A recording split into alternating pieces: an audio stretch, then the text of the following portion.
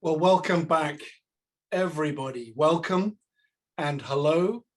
And it's so nice, and we are so grateful that so many of you have given your time to be with us here today for our monthly Jewellery Industry Voices webinar, brought to you by CIBJO, the World Jewellery Confederation. Now, please feel free to use the chat box to connect with other industry professionals from all around the world. And please make sure that you connect and enjoy the community that we have going in these webinars, these ones from CIBJO and many others around the world that have brought us all together for the past year while circumstances has sadly pulled us apart. So welcome back to the community of people who regularly join. It's so nice to see many regular names in the attendee list today. Pop us a message in the chat box. Where are you calling from? How's the weather? How are you? Here in UK, we had basically the coldest April on record. Then we had the wettest May on record. And now June has brought summer, and we've got a bit of a heat wave. A bit of a heat wave in UK terms, so not much compared to other countries, but we're having a lovely sunny day here in London. So welcome back to Jewellery Industry Voices. If you're here for the first time, these webinars look at issues of interest in the jewellery business from the perspective of industry figures. We expect this webinar to last 1 hour, or usually slightly longer when the conversation flows. And please note it is being recorded and will be available to view via CIBJO's YouTube channel, hopefully sometime by tomorrow, definitely by the weekend. Thank you very much to our sponsor, our diamond sponsor for season 2, the Natural Diamond Council, and they've supported us throughout this series right from the beginning. So we extend our thanks and our gratitude to David Kelly and Raluca and all at the Natural Diamond Council. Please take a look at their website, naturaldiamonds.com, to see more of the work that they're doing to promote diamonds. I'm Edward Johnson. I'm one of your moderators today, and I'm here in, as I said, sunny London. I'm also joined by CIBJO's Head of Communications, Steve Benson, who is in probably also very sunny Tel Aviv. Steve, how are you today?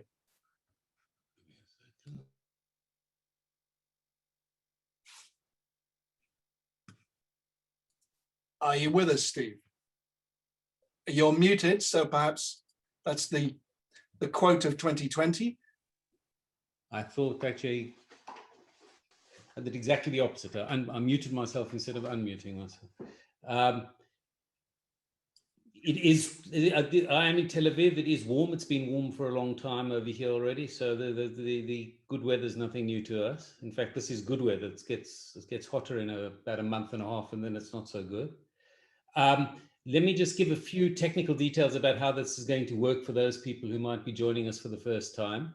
The webinar will run roughly an hour. We normally run a little bit past the hour just because we don't manage to fit everything in.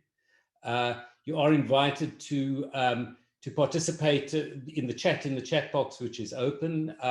If you want to ask questions of the panelists, please use the Q&A box. And then we will leave some time over at the end to deal with those questions. In some cases, if it's a direct question or just sort of a short question, one of the panelists might choose to answer you directly, and that can be done in writing. The webinar is being recorded. It will be up on CIBJO's YouTube channel most probably sometime tomorrow morning. So you can watch it again, or if you thought it was interesting, you can suggest to other people that they see it. And that's pretty much it from me. So what I would like to do is introduce CIBJO's President, Gaetano Cavalieri, just to say a few words of welcome, and then we'll get on our way. Gaetano?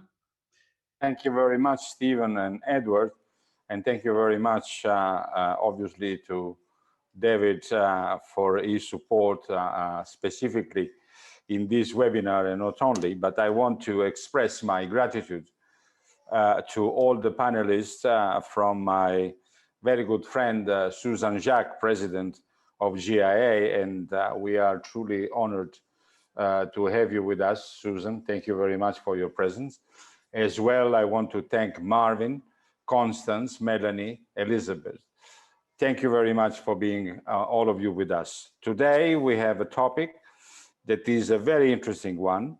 So I don't want to take more time, and I want to, again, thank you. And I would like to remind that CBO is the home of all those who are part of this industry.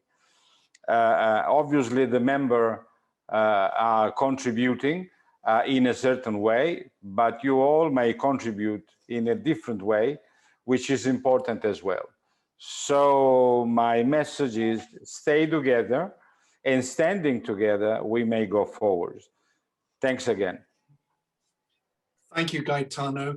What we're talking about today is diversity inclusion, and this really came about today through a conversation with David Kelly around about the Emerging Designer Diamond Initiative that was started recently.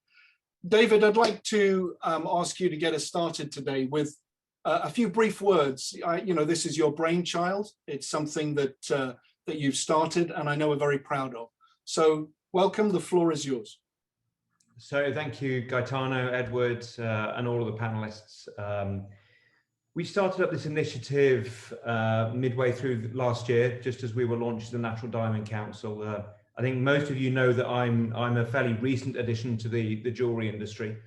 And so it's been a learning curve for me as well. And I know many of you on this call have got much more experience than I do.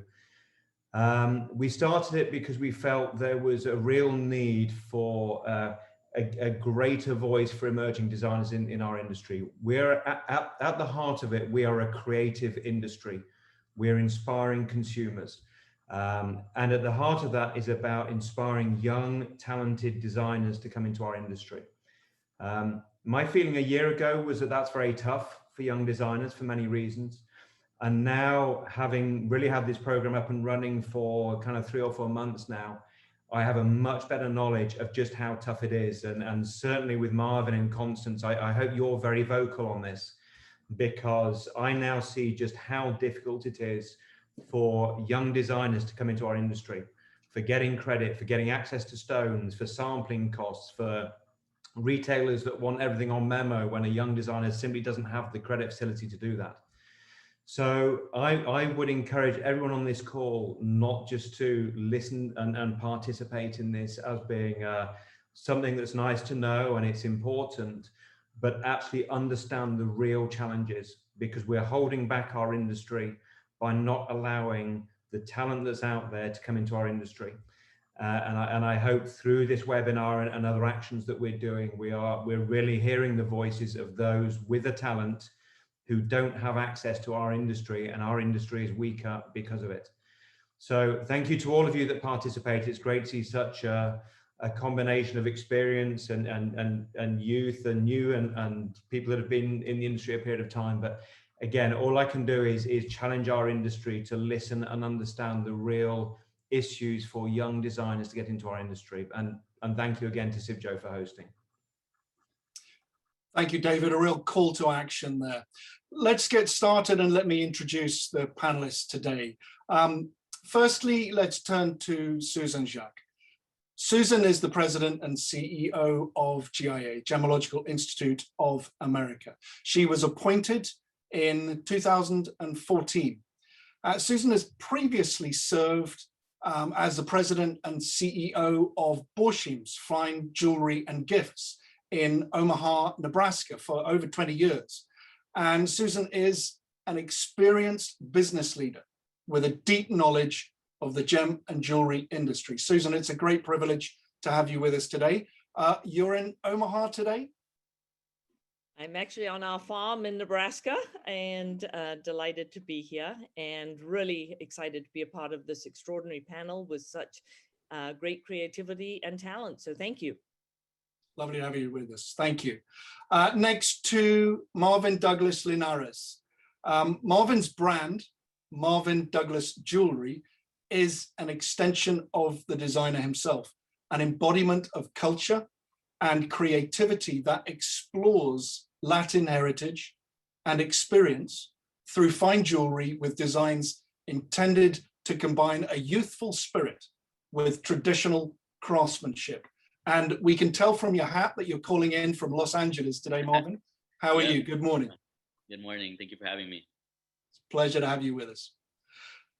Next, let's zip across to the East Coast to Constance POLAMALU, who is the owner of Birthright Foundry and also the Chief Operating Officer for Zachary's Jewelers in Annapolis, Maryland. Constance is an American Samoan first-generation jeweler. And in 2021, this year, she launched her new brand, Birthright Foundry, which is an exploration and a celebration of underrepresented cultures, starting with her own Polynesian heritage. Constance, good afternoon, just to you on the East Coast there. How are you? Good afternoon. Thank you so much for having me. And thank you everyone who's here today, because I think that's the first step, is just wanting to hear this kind of conversation. Nice point. Next, let's come across the pond to closer to where I am in London, just down the road in Clerkenwell, Melanie Eddy. Now, Melanie's career as a jewelry designer has taken her from her homeland of London, homeland of Bermuda, excuse me, to London, and her studio just down the road from me here in Clerkenwell.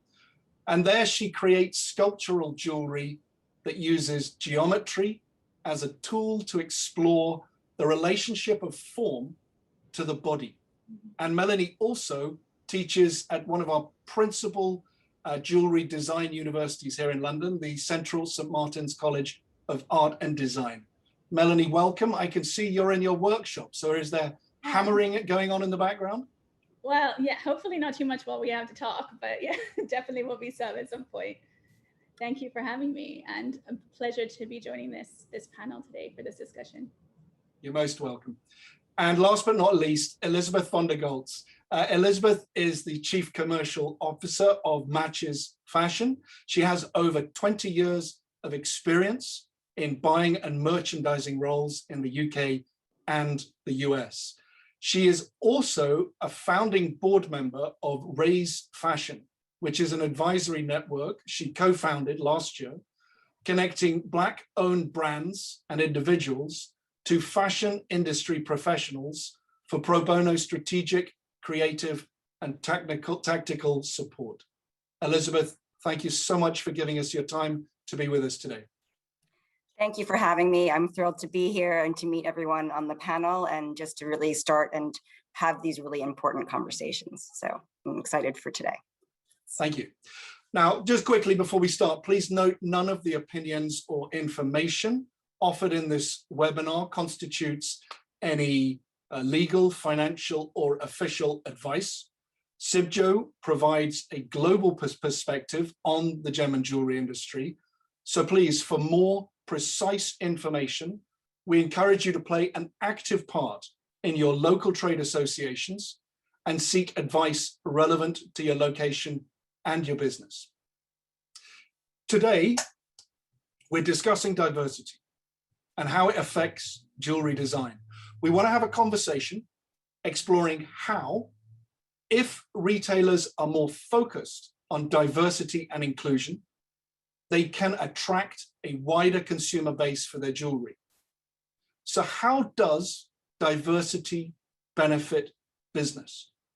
And what are the concrete steps we can take to nurture diverse jewelry designers and benefit your own business? Let's be clear as well from the outset. Valuing diversity means being more open and respectful to people of all different backgrounds, be they cultural, racial, religious, age, gender or sex, sexual orientation, and disability, as well as people from different social statuses. Let's get started and let's talk about diversity as an agent of change. Now, Susan, I think we can safely say you're the panelist with the longest historical perspective. To what degree do you feel that the more diverse group of designers working today, and we have some in the panel with us today, how has that changed the jewelry experience? I think your polite way of saying I'm the oldest person on the panel. Thank you, Edward. No, I'm very blessed. I've been in this industry an extraordinarily long time. I actually went and studied at the GIA in 1980. So that'll give you a little perspective about coming full circle. But most of my career has been here in the United States. And I think it's such an exciting and passionate industry to be a part of. And jewelry's been a part of pretty much every culture for millennia. And I think it is so important because it is such an emotional purchase for people, and it becomes a treasured part of families and people's lives. It celebrates milestones. It gets passed on as heirlooms. And I think the changing demographic and increased diversity has definitely brought new consumers into the industry. And I think that's hugely beneficial for us as an industry and as we continue to remain relevant well into the future. So I think one of the biggest changes, though, is where jewelry is purchased today. And I think technology has played a really important part on that. So I think young designers today don't have to stand behind a booth at a jewelry trade show to get recognized. And today, instead, you can set up a website, you can have a global audience. And I think all of that is really, really exciting. And coming out of the pandemic, I think what we're seeing is this continual acceleration of online purchasing. And that's for very, very small businesses, single operators, all the way through to the big brands. And it's no longer walking into your traditional jewelry store. So I think the availability of all price points, I think the fact that different materials, different designs really caters to all tastes. And I think what we're seeing is some remarkable trends coming out of the post-pandemic. And a lot of that is individualization, emotional purchases. And all of that together with responsible sourcing and the fact that we need to continue to focus on traceability are all important parts of how the future lies for this industry. Thank you for that. And you know, you're highlighting the trends and things have sped up so fast in the past year. But diversity since this time last year has been, you know, at the tip of everybody's lips for obvious reasons. Now, Melanie, let's come across to you. And as a designer, you know, we talk about diversity and we talk about design, but to what degree do you view this topic as a discussion about broadening design boundaries, encompassing more ability to use more experiences and more people's experiences, you know, referenced in the jewelry, or how much of it is about social equality?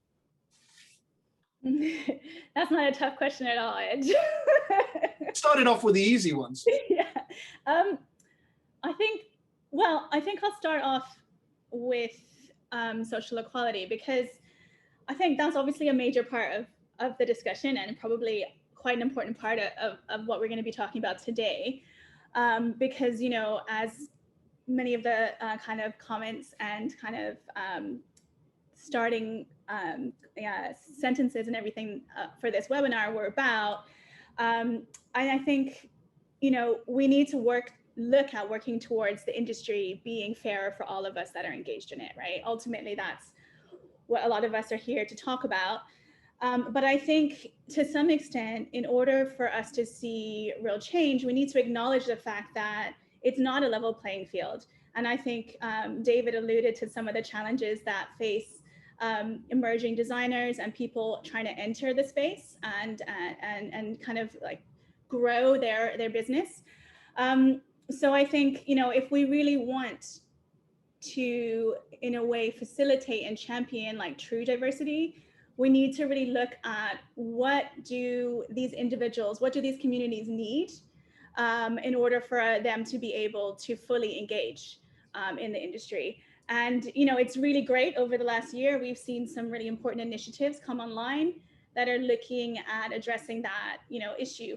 But I think for me as a designer and jeweler, I'd like to come back to the broadening the design boundaries, because for me, at the end of the day, it comes down to my work.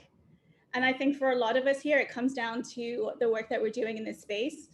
And we want it to be about our excellence. We want it to be about what we're doing with our work. We also want to be able to work in the ways that we choose. You know, we don't want to just be represented, we want to be championed. You know, we want people to really be excited about what we're bringing to the conversation. You know, it is important for our heritage to be acknowledged, but we also don't want to be kind of siloed and set apart. I think the main thing is that it's about choice, it's about being championed, it's about celebrating our successes and our excellence. But I think ultimately we want our voices, our faces, our contributions, and our presence to be normalized. We don't want it to be, you know, that's, I think, a really important part of it. And that's about changing, to some extent, the perceptions of the industry, the perceptions people have about jewelry and who's jewelers and all that kind of stuff. And I think part of it is that, you know, for a long time, a lot of us weren't overly visible. And so because of that, people didn't associate some of us with, you know, with being in this space and with providing amazing pieces for people. Yeah, thank you. I mean, that's so important. It's the representation and feeling championed and feeling acknowledged, and as you said, normalized. You know, and when we think about the design boundaries, turning to Marvin and Constance, both of you are on the Emerging Designer Diamond Initiative. There are 6 in total, so we're so pleased that 2 of you had the time to join us today. You both refer and draw from your cultural heritage, Latino and Polynesian, when designing your jewelry. And in general, how is this expressed, and does it define what you do? Marvin, we got some of your pictures up, so maybe I can turn to you first. Yeah, Susan kind of touched upon this, and you know, she said that, you know, a lot of people make jewelry, you know, as an intention to be like an heirloom, and you know, things like that. And that's something that's, you know, huge in almost like every culture, I guess you could say. Mine in particular, because people from Central America usually come from extreme poverty. And, you know, instead of leaving behind, you know, like this huge will or like a business or, you know, even a house, you know, they kind of work their whole life, you know, to buy a necklace or to buy a ring as like a symbol of like some sort of success that they can pass down, you know, to future generations. So I definitely, you know, use that as inspiration for my designs. You know, I make things with the intent of them being passed down and, you know, having that physical, you know, connection and that emotional connection. Just like as a representation of my culture, just because, like, you know, when I look at photos of like, you know, my grandfather, or like, you know, my uncles, you know, back when they were still here, like what stands out the most is like that big necklace, you know, with the huge pendant, like right. The war. And my designs definitely reflect, you know, like the Latino signet rings and the nuggets and all that. So it's definitely a huge part of my design process. And we can definitely see that in some of the pictures here that we've got. Thank you for sharing your work with us. And, you know, Constance, if I bring you in, I mean, we got some photos and a short video of you designing here as well. I mean, a very different look and a very different feel. So does using your Polynesian heritage, does it define you, or how do you want to be perceived as a designer? I think define me, no.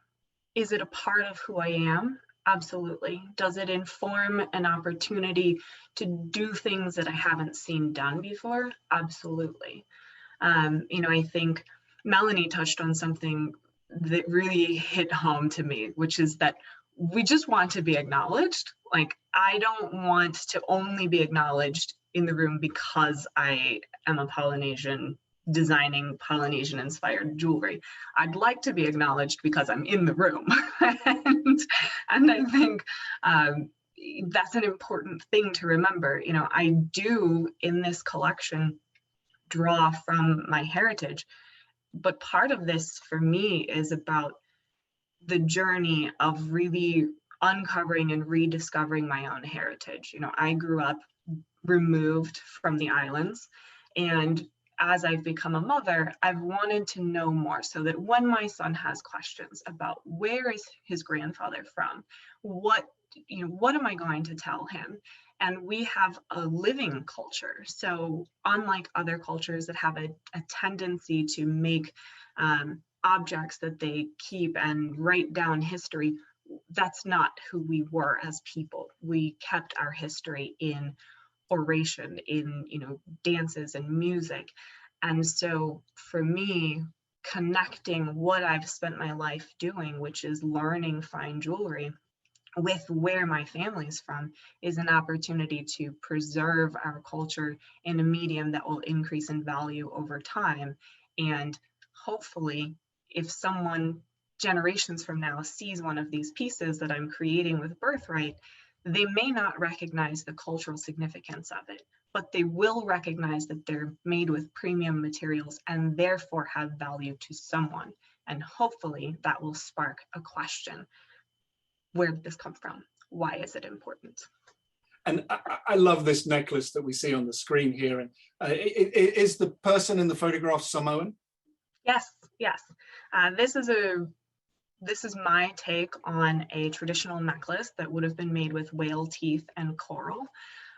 It was a symbol of wealth, and it's a prime example of my culture assigning a value to something that maybe isn't recognized globally. And because it's not recognized globally, it's easy for our artifacts to get swept away or donated to Goodwill. We have all of these forums of people finding Polynesian artifacts at Goodwill across the world, or I'm not sure what the international equivalent would be of that. So if anybody has any, Susan's nodding her head, I think maybe she can chime in a moment and share, just since I know we have some viewers from other places. Yeah. But I think that's why it's important to me to really capture my culture in gold and diamonds. Thank you. Elizabeth, thank you for waiting while we went through the designer's work. You've spent much of your life in the fashion world, and now through Matches Fashion and also Net-a-Porter, Yuke's Net-a-Porter before, there's a big trend and a big movement for online jewelry selling as well. But more probably so than jewelry, cultural diversity has long been a feature of design in the fashion world. So do you believe that, or to what degree do you believe that that's socially accurate? Is it a correct representation of society?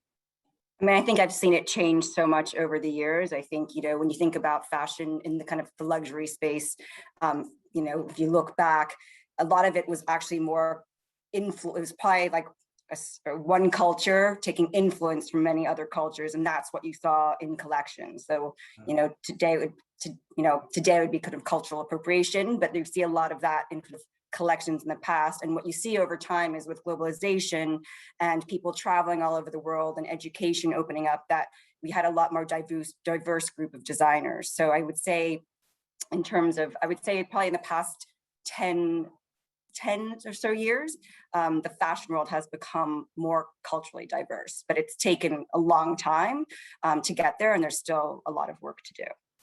And thinking about a lot of work to do, I want to talk about some of the barriers that some of the designers in the room have experienced. We want to break it down and look at the positives and the opportunities in the future. But the three of you, if you wouldn't mind, please describe some of your experiences, some of the barriers you've had trying to break in the industry as a jewelry designer. Maybe, can I go to Melanie first?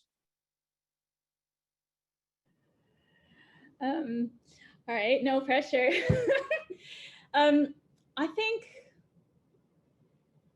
think one of the things, I think there's two things here. I think obviously it's good to have examples, but I think also as well, I think in a way,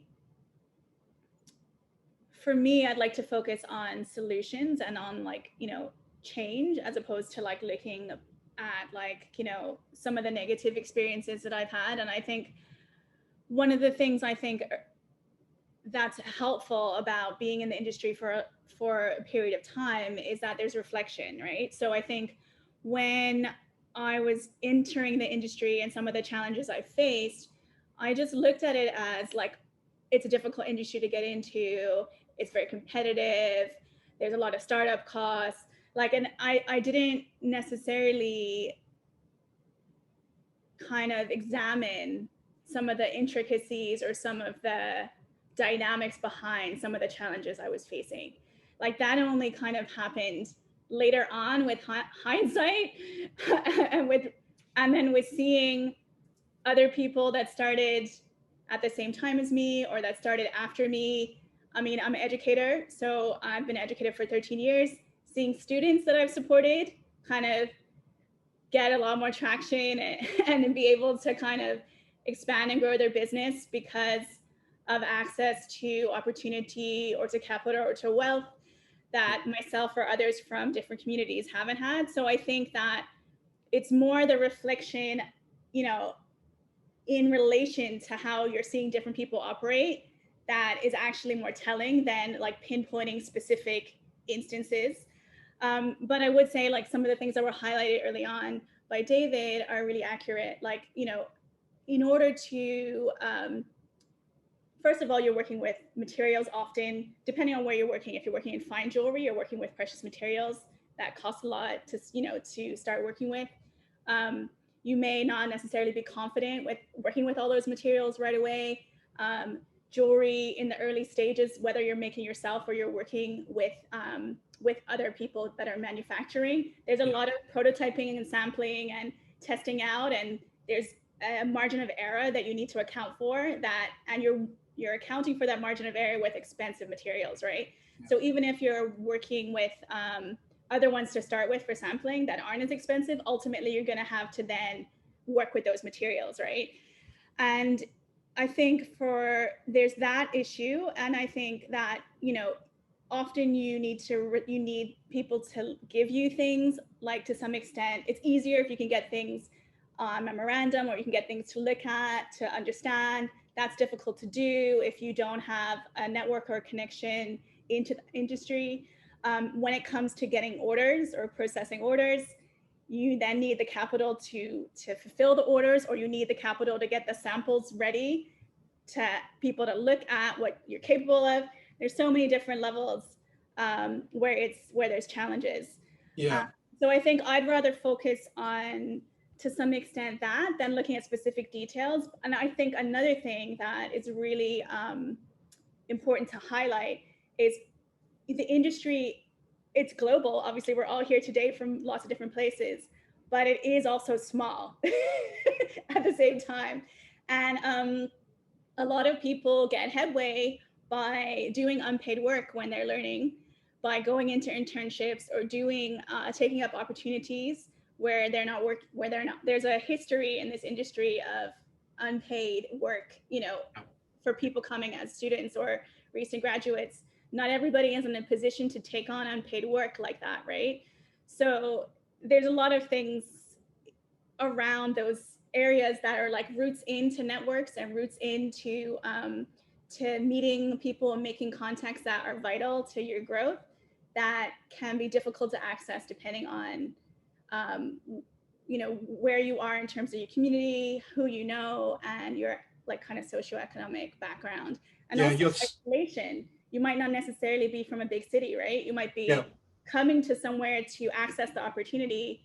You might not have a network. You're so right to highlight that. You know, many of the challenges are socioeconomic. And Constance, if we turn to you, you know, how were you able to build trust with suppliers, and you know, was it difficult at times? Absolutely, it's difficult. You know, I think Melanie again hit the nail on the head that this is a difficult industry for everyone. The barriers that we face as minorities are the same barriers that everyone else faces, but sometimes we don't have, you know, a couple of extra resources that can make all of the difference. For example, even financial understanding is something that many people in a positive financial position take for granted. I was horrified of money when I started in this industry. $10, was it a lot of money? $100 was crazy. $2,000, no way, not going to happen. And I didn't have a family that spoke about money a lot at home. And so I think that's something to consider, is that even when we look at the industry and we say, okay, there are these barriers, and we say, okay, we can give somebody $10,000 to get started. That might seem like a lot of money at first. And then as we get further into the industry, we realize that's not going to cover anything, right? And if we're not having honest conversations about finances and recognizing that everyone's coming from a different perspective that sometimes is informed by our cultural backgrounds or, you know, the region that we came from, if we're not considering that, then we're not having a real conversation. And I think that, you know, I don't think that's the question you were asking me, but I want to make sure that we acknowledge that there is that difference. So to be perfectly honest, I don't even remember what the original question was. No, I mean, we're trying to break down some of the barriers briefly, and you know, you've talked about it. It's about representation as well, as we were saying. And Marvin, if I can turn to you briefly, you know, we do want to get to the positives here, but when we were chatting the other day, Marvin, you were saying that, you know, can I think of any other Latino jewelry designers that I know well? And you know, I didn't, and it's great to meet you.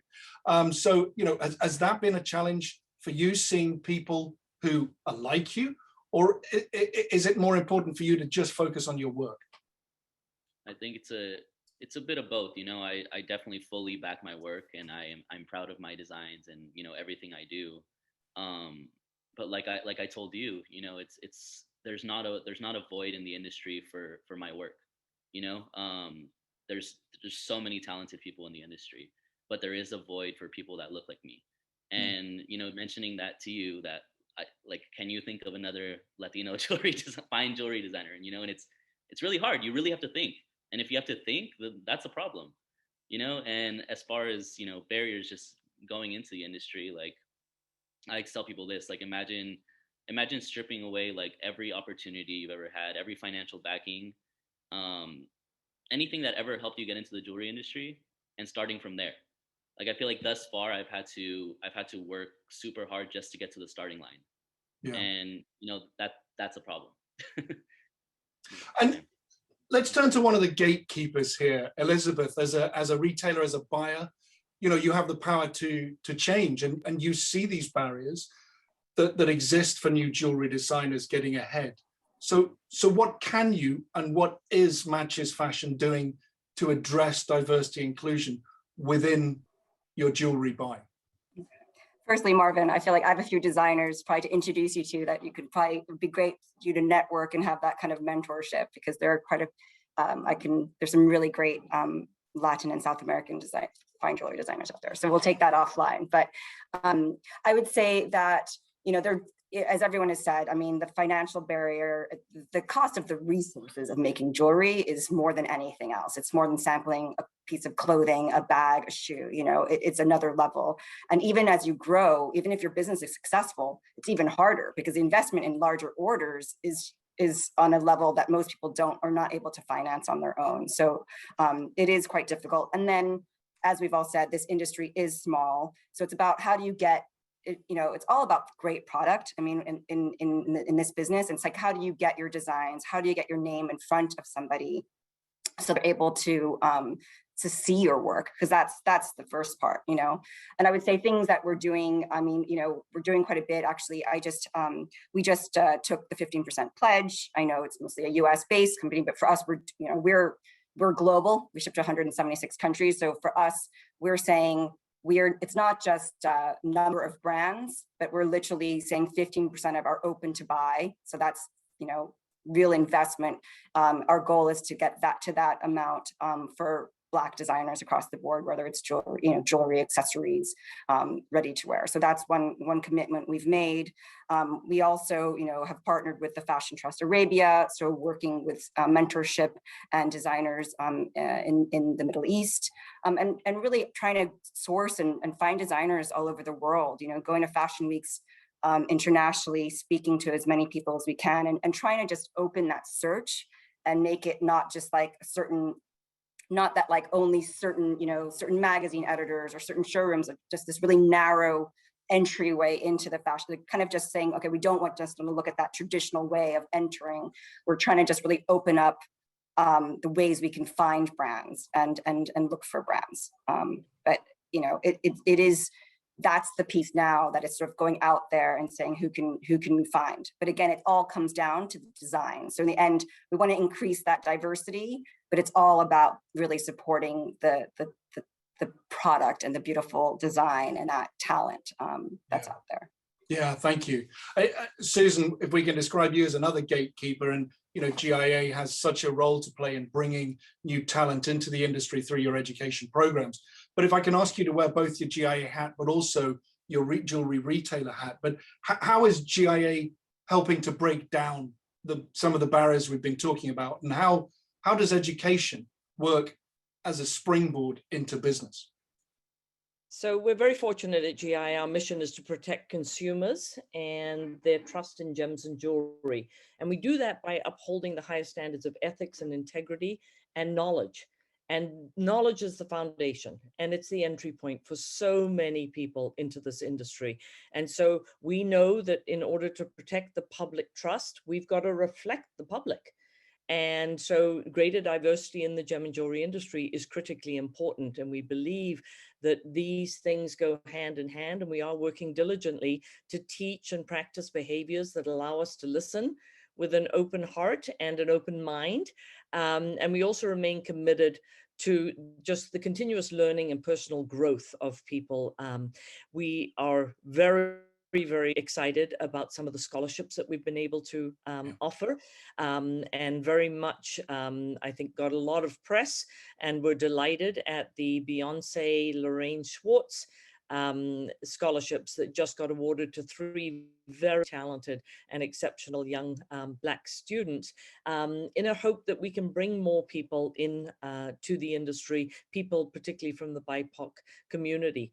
And we are working with a number of the different trade associations, with JCK, with WJA, together with DCA, at offering racially diverse scholarships as well. So we believe that through education and bringing people in, helping them to learn and study the foundation, whether it be the GG course or whether it's jewelry design or the graduate jeweler program, the jewelry design technology program, we can give a helping hand to people entering into the industry. And some of these roles also, fortunately, do have opportunities, working opportunities at the end of them. So one of the things we did last year as well was opening up our AJP, the Applied Jewelry Professional Diploma. We opened it up for free in the middle of the pandemic because we knew that people were home and wanted to learn. And we had more than 10,000 people from 110 countries that enrolled in these courses, and extraordinary. And we've had great completion rates from that. But again, our role very much is helping to lead the industry through this change because of our important role that we play. And we believe that through knowledge and education, that's the key way that we'll be able to do so. Well, what a fantastic benefit to the challenge that we all went through last year, that 10,000 people were able to get a GIA qualification for free. So thank you for highlighting that. I want to talk about the business case and the business imperative for diversity.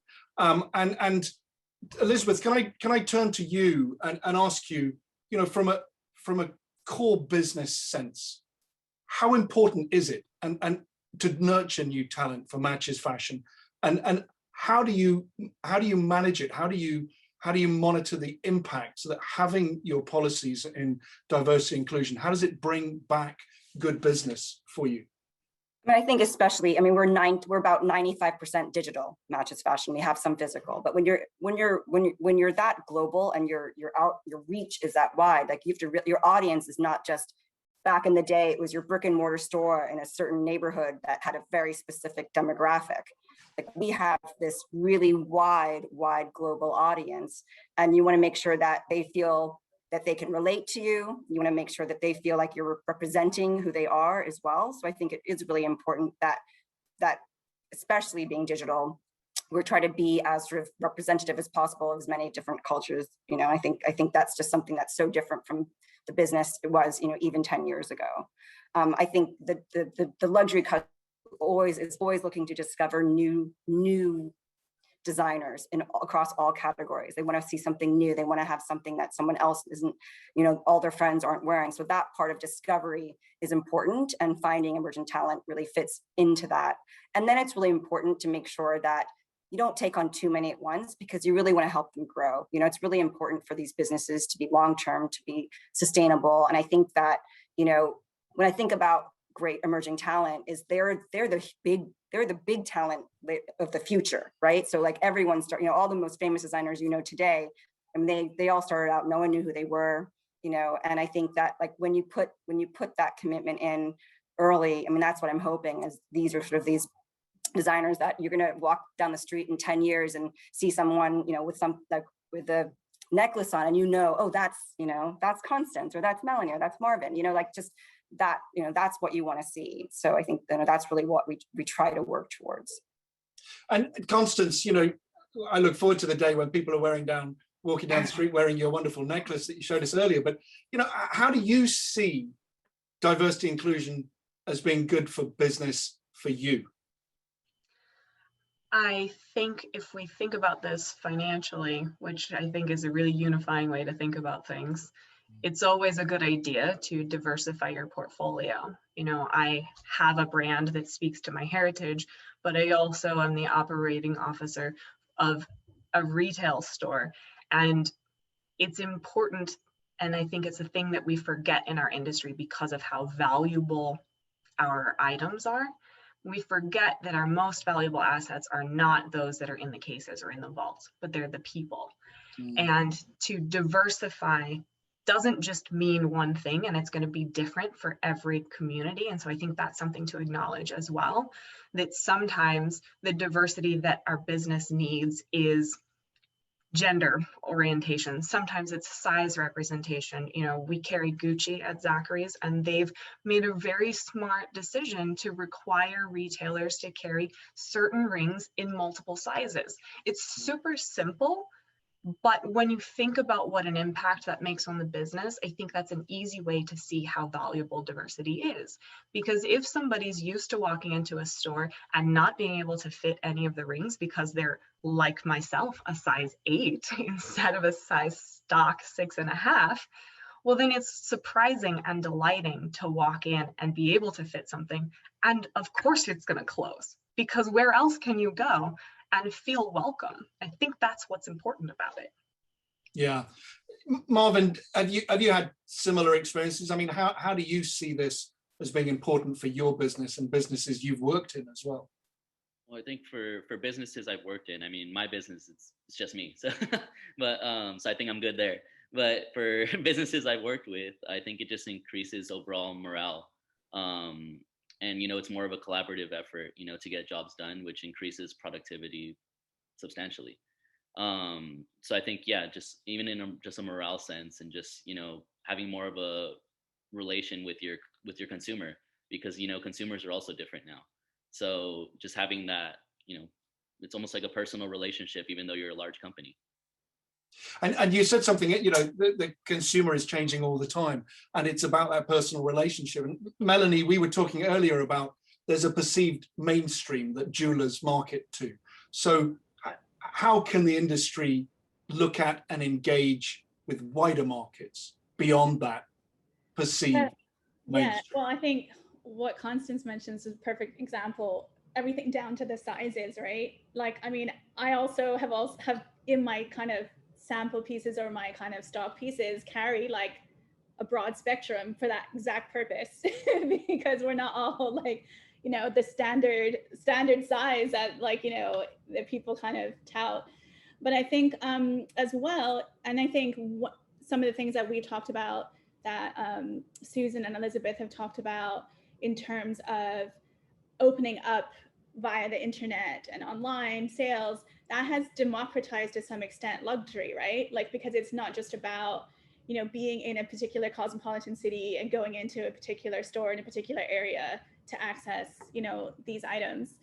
And I think that but also it's about, not just about who's coming and the access, but also how people perceive what the market is. And there's still, to some extent, a very narrow definition of the mainstream market, of who is, who can afford certain things, who likes certain things. And I think that needs to be challenged, from a business perspective, from a marketing perspective, from an industry perspective, about who is buying things. And I think, for example, those of us who are from these communities know that our communities have a broad spectrum, and there's people at all different stages and, operating at all different levels. And for those of us that are from those places, we're used to seeing people operating in positions of leadership, from different kinds of backgrounds, and, that are influential. It's not just about being a celebrity or, for example, I know Black businessmen that, have, very extensive collections of watches and jewelries. They're not like rappers or sports stars, they're not just, in finance or business, but they are leaders in their communities, and I think that's a really important thing and it's about us making a targeted, as an industry, making a targeted attempt and making a change to who we are looking at in terms of who we are marketing to, and acknowledge it, because as Constance says, what people want to do is they want to be seen, they want to be acknowledged, they want people to feel like they are making things for them, and not just they have to come in and kind of assert, oh yes, I'm here because I'm serious about this purchase. They shouldn't have to feel like they have to assert that, they should be welcomed and they should be catered to. And I think that's something that we need to look at. But from a business perspective, the data is there. Yeah. Diverse businesses, they outperform. They have more sales revenue, they have more customers, they have higher profits. You just need to read a report from Harvard Business Review to see all that information. It's not just because we want to be nice and we should do it because there's a moral societal impetus. It's because it makes sense business wise, So I think that's what we need to that's also what we need to be underlining, because I think some people are going to be late into this game. And as those of us in the jewelry industry know, the jewelry industry can be slow to change on lots of different fronts. But I think some people are going to need to, have it from a dollars and cents perspective and be like, if you don't get on board, you will be left behind, kind of thing. And you mentioned a report by Harvard Business Review. In preparation, I also found a very good report from McKinsey & Co, the consultants. Exactly.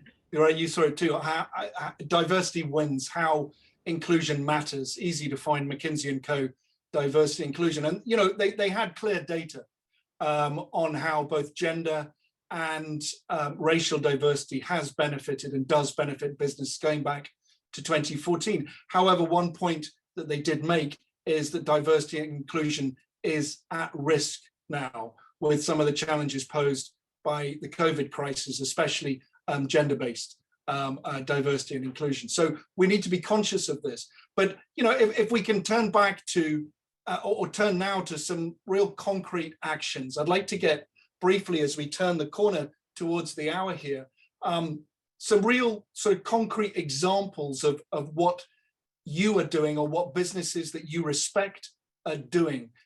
Elizabeth, the big retailer in the room here, the online retailer, what are you doing when you're onboarding new talent, and how do you make collections sellable? Yeah, I mean, I would say, we can't do it for everybody, but, we try to do, we have this thing called Innovators, which is a program that we have, which is a 360 mentorship, and there's preferable payment terms and things like that. I think, we're really trying to do different things where it's not just, the typical way you used to do it is you just bought, you put it in your store and you sold it, or you bought and put it online and sold it. I think a lot more now is really nurturing the relationship, really helping with, everything from advice, legal advice, marketing advice, logistics, operations, like how do I ship to a foreign warehouse? What are duties and import? Just trying to share a lot more information make the businesses just a lot more sound. And then in terms of how do we make them sellable, you know, it is really, as everyone has said on this call, Marvin, Melanie, and Constance, is telling the story. You know, there's one thing about just putting stuff online because you just get pages and pages of product, but you know, you really need to highlight the designer, what's the story behind their brand, why did they start it, what do the pieces mean to them. So there is there's a lot that has to be done kind of on the content side and sort of featuring them, and sort of, you know, whether there's so many different forms of media now, you can do, you know, podcasts or videos or, you know, whatever it is, social media, there's so many things you can do, but it's really also to really sort of talk about them. And so your customer, your consumer is learning more about the collection and what's behind it. And that feeling of, this feeling of wanting to be more personal and really want to support a brand is also, you know, I see this happening a lot now as well, especially after the pandemic. But it's sort of this type of thing that you have to do to really, you know, really kind of highlight new emerging and talent. You can't just have it on the site and have it there to represent and like hidden and no one talks about it, because that's not going to work. Yeah, that's cool. And you know, we've had the view from the retailer there. If I can turn to the designers, Marvin, what do you think retailers need to do to discover and help and nurture new designers like yourself? Well, I think things like, you know, Elizabeth touched upon, and even Susan, you know, these programs and, you know, initiatives like, you know, David Kelly as well. These things really just help emerging designers and, you know, just people in general in company settings. I think there's so many people that are in certain roles right now in companies that, you know, they're qualified for, but they really don't know, you know, much about. And the person that was super passionate about it and wanted that role, you know, didn't even get the opportunity. And I think that's like a huge thing, you know, companies need to work on, and they can through, you know, these programs that, you know, where they can educate, you know, really nurture the person's future within a company. A lot of companies focus on outsourcing, you know, that next big talent, you know, to come and help and boost their business, when I feel like a lot of times it starts within, and they probably already have that gem within their company. Yeah. And the only way to really realize that is, you know, through programs and stuff like that. Yeah, that's good. Looking internally is a really good step. Constance, what do you feel BIPOC designers need to get started in business nowadays? Transparency. I think, you know, a part of that comes from being able to even get in with someone else's business. You know, I think it's unreasonable to say that if you want to be a BIPOC designer, then you have to start your own business. Why is it not more common? You know, I think you shouldn't have to start your own business in order to be in our industry. And that starts from, you know, when you're looking for people, look a few extra places. You know, we're hiring right now, and it's a daunting task, so I can't fault anybody for taking the easy option. But for example, a super simple thing that hadn't occurred to us before, I'll take the blame for it. I have a cleaning crew that comes into our store regularly. We know them, we trust them, we know that we can continue to trust them. It hadn't occurred to me until the other day to ask if they knew anyone who wanted to work for our store. And when I did, she immediately said to me, "My daughter really wants to work here. She's always asked me to work here." And that simple question is all we have to do sometimes, is ask. Does somebody want to work here? Because not everybody is going to want to start their own business or have the capacity to start their own business. Some people do want to be company people, and we need those people too. And if we have more company people, it will also be easier to feed the entire ecosystem for those who do want to start their own companies. Constance, you are getting a lot of nods in acknowledgement and appreciation from sometimes the simplest gestures are the most powerful. To round this off a little bit, Melanie, across the pond with the UK retailers, what would you like, what concrete steps would you like to see UK retailers taking to support diversity and inclusion? I think there's a few things. I think that I think companies need to think about the criteria that they're setting for who they take on board. And often, you know, they are looking for people who have a certain reach already, like outside of, you know, prior to their engagement. And the reality is that for some individuals, they, you know, they haven't been able to have, like, you know, stock out at lots of different places. They don't have a lot of stockists. And they can't get a new stockist until they have a book that has a lot of stockists. So it's like, it's kind of like a spiral. So I think that, you know, sometimes there are criteria, or there are things in terms of these applications to be taken on, or in terms of these things that people don't understand the implications behind them for certain kind of groups or individuals. But I think as well, this speaks to a broader issue we have in this industry with how we define success and who we see as successful, and how the markers or the indicators of success. And we tend to look towards specifically certain, like as Constance was saying, you don't necessarily have to start your own business. You don't have to have a massive brand. You don't have to have, like, you know, lots of bricks and mortar stores, or, you know, some people have really successful businesses that are based around bespoke or commission, or based around other things. And so I think when people are looking at new talent, they should look at what they're achieving outside of the typical kind of markers that you're seeing. So they might not have lots of ranges. They might not have done lots of collections. They might not be working in diamonds for stock, but do they have a gallery, or do they have a, you know, what's the word? I'm thinking of the word. I can't think of it. Do they have, like, you know, an archive showing, like, the pieces that they've made at a certain level? And then so I think that people portfolio. Yeah, exactly. And they need to look at, you know, being a bit more open-minded about how we assess people to take on board. And also, you know, the whole sale or return issue, that's a whole separate consignment sale or return versus buying stock, and how, you know, how that's done. That's a whole, probably another webinar. But I think that that's definitely something that needs to be looked at, or the level of order that has to be placed. You know, all that stuff I think needs to be addressed. Well, we got some really good concrete steps that are suggestions there from the designers. Susan, can we turn to you at the end here, and you know, if I can again ask you to put your retailer hat on, what advice would you give retailers today who are looking to be more inclusive and to foster diversity? I think it's really important that this industry remain relevant. And to remain relevant, I think retailers have got to be courageous, and they've got to embrace change. One of my favorite quotes is a quote attributed to Darwin, and that is, "It's neither the strongest nor the most intelligent of a species that survives. It is those most adaptable to change." And we are seeing change at a rate that we have never seen before. And there is an acceleration coming out of the COVID and the pandemic that really requires people to be courageous and not so fearful. And I think most lack of change comes from fear. People like the status quo, they're comfortable where they are, and they're not really, the unknown is scary.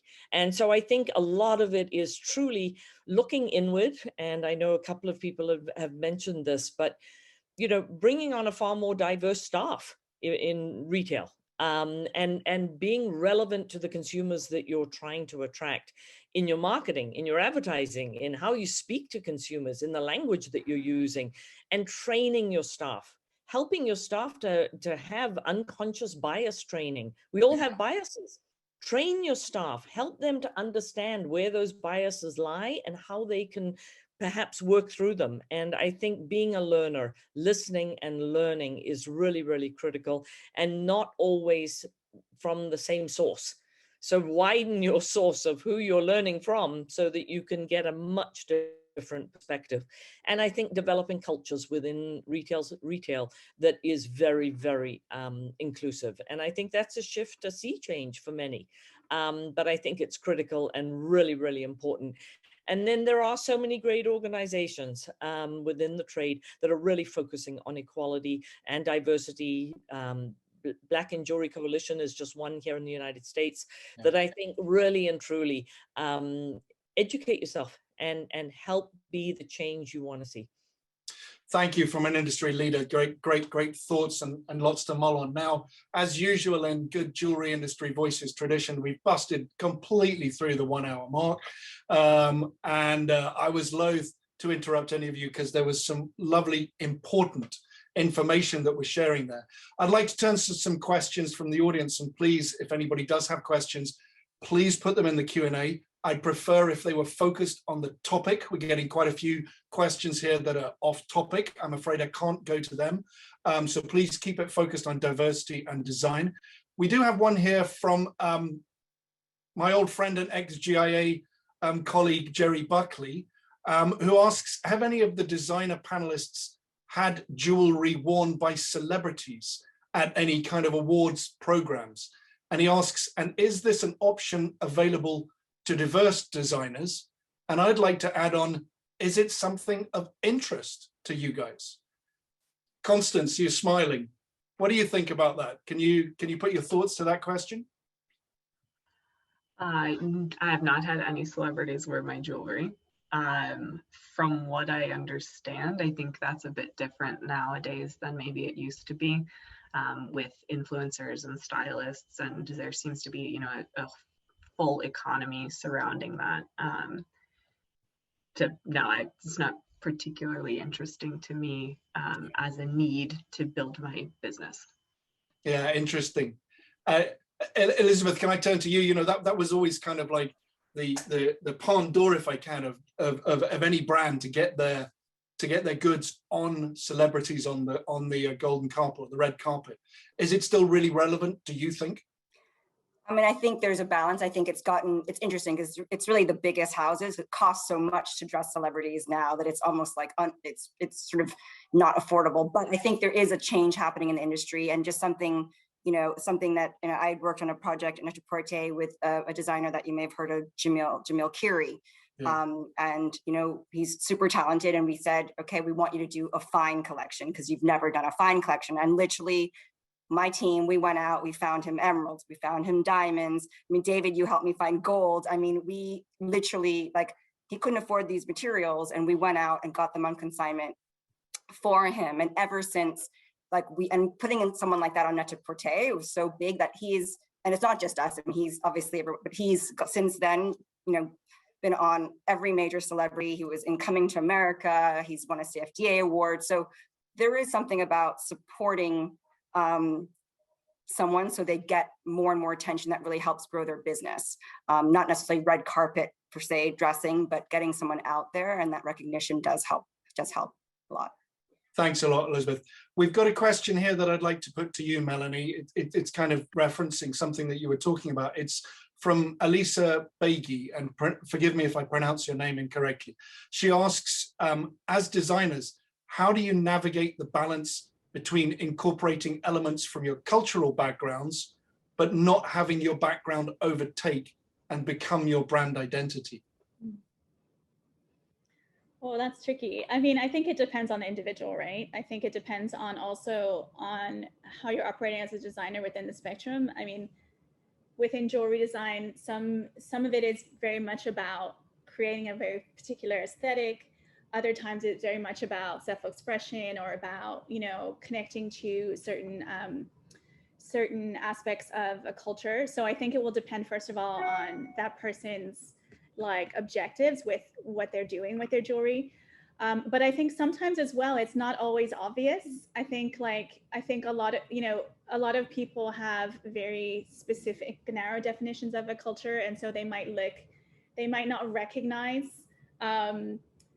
the significance of certain choices around design, you know, around the design, or around the materials, or around the combinations, or around like proportions. Like a lot of it is like much more nuanced, I think. And so I think like a lot of people might look at my stuff and might not see it related to my heritage, but it is, and it's like at the core of it. So I think that, yeah, I think that it's, in a way, and also I think you have to think about where you want to be positioned and what you want to be doing. I think that almost always, if you ignore it, then you'll regret ignoring it. Like if you feel like, but the problem is so many people have felt like they couldn't bring that into the fore, and they can, and be, because they were worried about being silent or worried about being set apart. And I think that is the problem. We need it to be a choice, like a viable choice, so people can do it and not have it blow back on them or not have it. But on the other hand, we also need people not to feel like the only way people are going to like connect with it is if they make it explicitly about, that background. So I think that is not just a choice of the designer, but that is also a responsibility of the industry and how it's receiving the person as a jeweler and designer and how it's receiving their work. Thank you, Marvin. Some final thoughts for that. You've talked about using your Latino heritage. Do you find that it overcomes your brand identity? I've felt like that because, I mean, in a way, it's like a good thing also. Like, I'm more than happy for that to be a thing. But also, like, I mean, even going back to like the celebrity question, like I've had celebrities wear myself, but it's been Latin artists, like big Latin artists. And I think that's a good thing, but also, of course, I want the world wearing it. But I don't mind it because it shows how we are as a culture and how we help each other off the ground, and the fact that I've had, big Latin artists, support me. I think that just talks about, like, it just shows how my culture is, and how collaborative we are, how we boost each other up. And with that, I think that's going to, take me to the next step. But yeah, I mean, yeah, basically. That's cool. Thank you. Unless any of our wonderful panelists had anything to add on that question, I'm pausing, and we've been going 12 minutes so far over time. I know everybody's busy. It's 6:12 here in UK, which means it's coming up to gin o'clock. So we better bring it to a close. Gaetano, could I ask you to have a few words in closing? Thank you very much, Ed. I can consider myself very lucky and fortunate, apart that privileged and delighted to have heard this conversation. Thank to each one of you, because you are designer, and Susan is, to my knowledge, a person of great fantasy, and you can see how she brought under her leadership GIA where it is today, which was important even when she went in, but is much more important today. So Susan, congratulations. But apart that, I start from one single point. With my family experience that I have said several times of only 200 years, where the family has been in the business, in every single segment of the business. And just at the end of the Second World War, lost everything because the heavy bombing. So we start again. I saw several questions that we do not have scholarship, or part of the world where do not have help. Well, I suggest to have confidence and trust yourself, because if you want, especially as designer, you want to emerge with all the due respect, you do not have the capacity to have the red carpet and these big celebrities. You do not have the capacity even to buy gold or diamond or stone, or even the technical tools that you need to work. So I myself, I may remember when my father used to leave me somewhere, that the people was there just sitting in a workshop to work, and they work for nothing, but they were exercising with masters. So believe on yourself. Today there are great elements, incredible tools, such as what Susan Jacques showed us a few minutes ago with their program, such as what David Kelly and Natural Diamond Council is doing, as many others. But one thing is clear to me after 200 years of experience. Those who have talent and are capable to work day and night, because this is the element, have talent, study, work day and night, they will succeed. You know, this is not a lottery. It's not one of 10 millions or 100 millions or 1 billion. It is something that proves your capacity and skill. If you are convinced and you want to show your skill, then you have to fight. I didn't see anything easy in my life, anything. So I would suggest you to believe in yourself and fight for what you do. The jewelry industry is one of the most beautiful industries in the world, believe me. Thank you very much. Here, Gaetano, thank you. It just falls to me to wrap up today.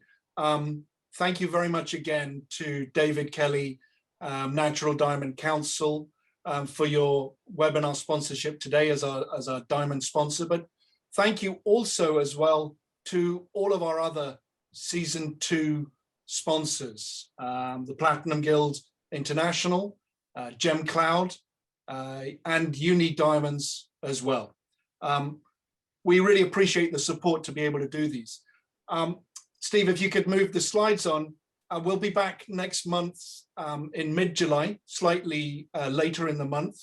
And I did note in the chat somebody saying thank you for bringing it back to a US time zone. We're in a slightly later time zone, which means that it's more accessible for the Pacific Coast. It's meant that we've got very little contributions from our friends in Hong Kong and further afield than that. So we may be going back.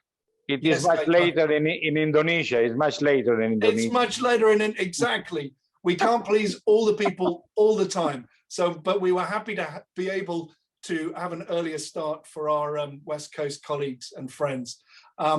We will be back, as I said, in mid-July. You'll receive information about that if you're on Subjo's email list or if you follow us on social media. If you're not, why not? Please do join us on social media and add yourself to the mailing list.